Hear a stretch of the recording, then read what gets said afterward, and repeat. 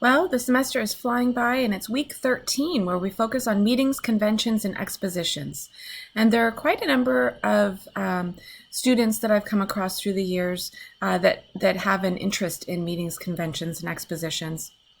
And it's a great opportunity to explore because there's so many different players in the convention industry and a lot of different career paths that one could take.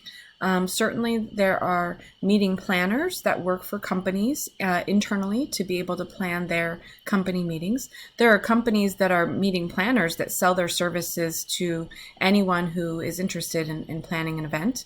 There's venues that have meeting planners that work with that end customer, such as a hotel meeting planner would work with the client that's coming in to be able to have their meeting, convention, or event.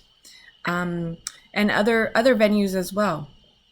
So in this particular week, we'll explore why people meet, some of the differences between focuses on what's a meeting, what's a convention, and then really some different venues and different ways to be creative with it.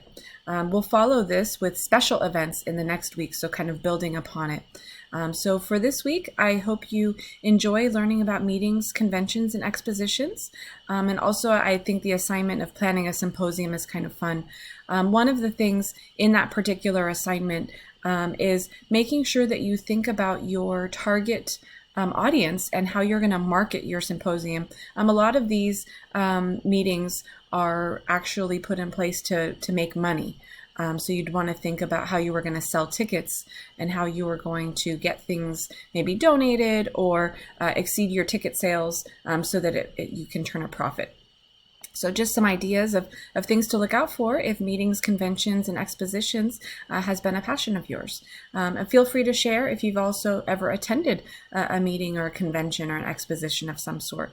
Comic Con comes to mind as being one of those bigger ones that attracts a lot of attention because that experiencing that as a guest could help you to understand the other side of it and how to plan for one. I hope you enjoy. Thank you.